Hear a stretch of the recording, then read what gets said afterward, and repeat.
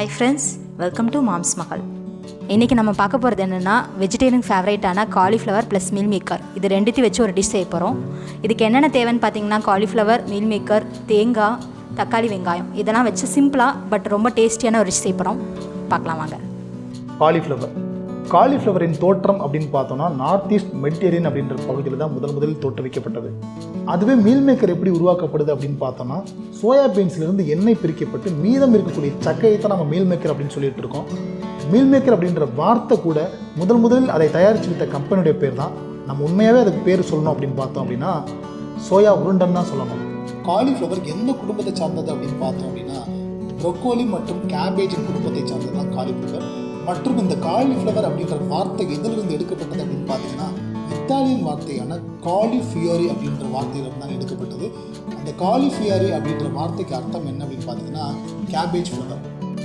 அதே போல் இந்த மீல் மேக்கரில் அசைவத்தில் இருக்கக்கூடிய எல்லா ப்ரோட்டீனும் இதில் இருக்கிறதுனால இதை வெஜிடேரியன் ஃப்ரெண்ட்லி அப்படின்னு சொல்கிறாங்க. அதனாலேயே வெஜிடேரியன்ஸ் ரொம்ப விரும்பி சாப்பிடக்கூடிய ஒன்றாகவும் இது இருக்குது. இப்போ மீல் மேக்கர் நல்லா கழுவி வச்சுருக்கேன். இதை இப்போ வேக வச்சிடலாம். அந்த தண்ணி ஊற்றி வச்சுருக்கேன். இப்போ இதை வேக வச்சுட்டு அடுத்த டிஷ் செய்யலாம்.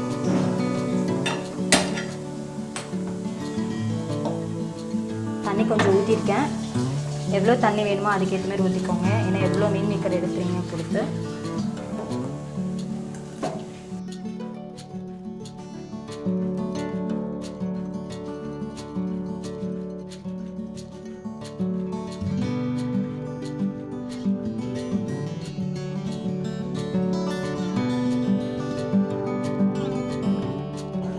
இப்போ நறுக்கின காலிஃப்ளவரை வேக வச்சுக்கலாம்.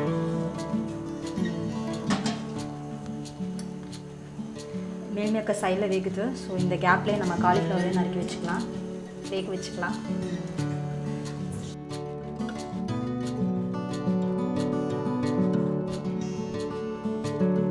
கொஞ்சமாக மஞ்சத்தூள் போட்டுக்கலாம். அவங்களுக்கே தெரியும் அது கிருமி நாசினி. ஸோ அதுக்கு தான்.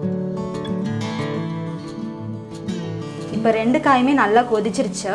இப்போ என்ன பண்ண போகிறோம்னா மீல் மேக்கரை ஃபஸ்ட்டு இறக்கிட்டு இதில் இருக்க தண்ணி எல்லாத்தையும் புளிஞ்சு எடுத்துடணும். புளிஞ்சு எடுத்துட்டு மீல் மேக்கரை குட்டி குட்டி பீஸாக நறுக்கி வச்சுக்கணும். அதே போல் காலிஃப்ளவர் கீழே இறக்கி வச்சிடலாம்.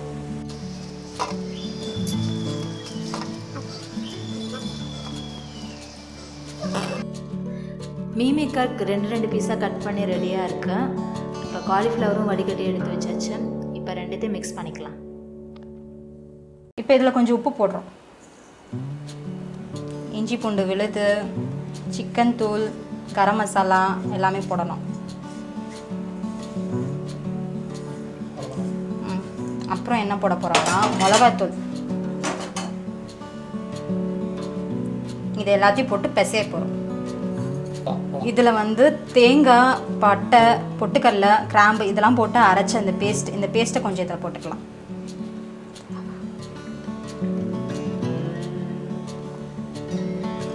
போட்டு இது எல்லாத்தையும் மிக்ஸ் பண்ண வேண்டியதுதான். பஜ்ஜிக்கு போடுற மாரி பிசையணும். சட்டி நல்லா சூடாயிடுச்சு. எண்ணெய் ஊற்றிட்டு தாளிக்க வேண்டியதுதான். தாளிக்கிறதுக்கு கடுகு, உளுந்து, சோம்பு, கருவேப்பிலை, சோம்பு போட்டு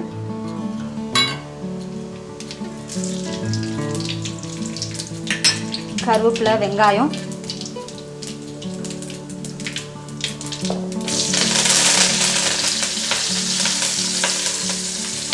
இப்போ வெங்காயம் நல்லா வதங்கிடுச்சு. தக்காளி போட்டுக்கலாம்.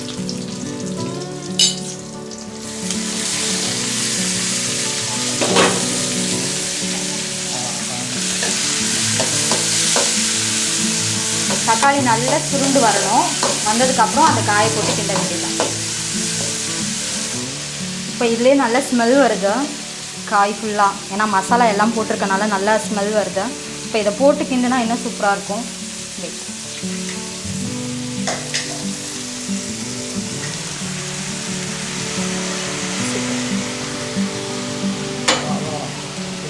தண்ணியை எடுத்து இந்த சட்டியில் ஊற்றிருக்கேன். ஃபுல்லாக மசாலா ஃபுல்லாக இதில் ஒட்டணும்னு சொல்லிவிட்டு இந்த தண்ணியை இப்போ இதில் ஊற்றிக்கலாம். ஏன்னா இதில் காய் கொஞ்சம் நல்லா திக்காக இருக்கனால தண்ணி ஊற்றினா தான் கரெக்டாக இருக்கும். இப்போ கரெக்டாக இருக்கும். நல்லா கிண்டிகிட்டே இருக்கணும், இல்லைன்னா அது ஒரு இடத்துல மட்டும் மசாலா ஃபிட் ஆகிடும். இன்னும் காய் நல்லா ஒரு 10 நிமிஷத்துலேருந்து ஒரு 15 நிமிஷத்துக்கிட்ட நல்லா வேகணும். ஏன்னா ஏன்னா அப்போ தான் வந்து வறுவல் ஸ்டேஜ் இல்லை கிரேவி ஸ்டேஜ்னு சொல்லுவோம்ல அந்தமாரி வரும். அப்படி வந்ததுக்கப்புறம் நம்ம ஸ்டவ் ஆஃப் பண்ணிக்கலாம். ஃபைனலி இந்த டிஷ் சூப்பராக வந்திருக்கு. செம்ம டேஸ்ட்டாக இருக்குது, ஸ்மெல்லும் சூப்பராக இருக்குது. இது நீங்கள் ட்ரை பண்ணுங்கள், எல்லாருக்கும் கண்டிப்பாக பிடிக்கும். இந்த வீடியோ உங்களுக்கு பிடிக்கும்னு நினைக்கிறேன். ஸோ லைக் பண்ணுங்கள், ஷேர் பண்ணுங்கள், கமெண்ட் பண்ணுங்கள். இந்த சேனலை மறக்காமல் சப்ஸ்கிரைப் பண்ணுங்கள். பக்கத்தில் இருக்க பெல் ஐக்கானை ப்ரெஸ் பண்ணிக்கோங்க. தேங்க்யூ.